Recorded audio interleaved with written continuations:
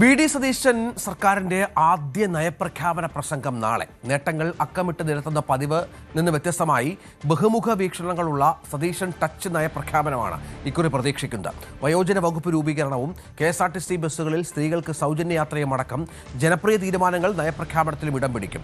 June 1 മുതൽ ആരംഭിക്കുന്ന 100 ദിവസത്തെ കർമ്മ പരിപാടിയാകും നയപ്രഖ്യാപനത്തിന്റെ ഹൈലൈറ്റ്.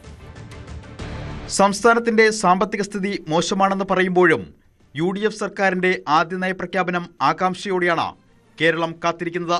കോളേജ് വിദ്യാർത്ഥിനികൾക്ക് പ്രതിമാസം 1000 രൂപയുടെ ധനസഹായം, യുവാക്കൾക്ക് സംരംഭങ്ങൾ ആരംഭിക്കാൻ 5 ലക്ഷം രൂപ വരെ പലിശരഹിത വായ്പ.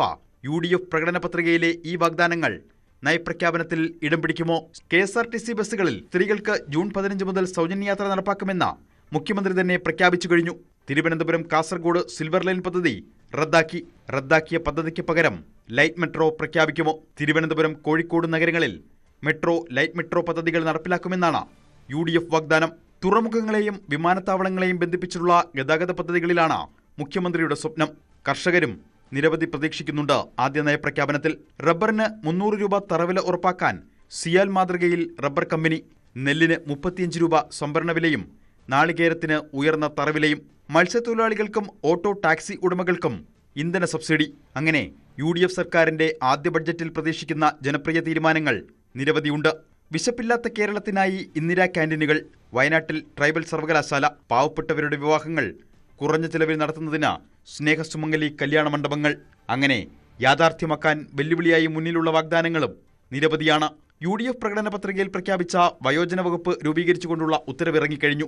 വകുപ്പിന്റെ തുടർ പ്രവർത്തനങ്ങൾ സംബന്ധിച്ചും നയപ്രഖ്യാപനത്തിലുണ്ടാകും. മുനമ്പം ഭൂമി വഖഫ് വിവാദം കൊടുമ്പിരി കൊള്ളുമ്പോൾ മതസൗഹാർദ്ദം ഉറപ്പാക്കുന്ന പീസ് ആൻഡ് ഹാർമണി വകുപ്പ് പ്രഖ്യാപിക്കാൻ അനുയോജ്യമായ സമയമാണിത്. ലഹരിമുക്ത കേരളത്തിനായി ബ്രേക്ക് ദി ചെയിൻ പദ്ധതിയും നയപ്രഖ്യാപനത്തിൽ പ്രതീക്ഷിക്കാം.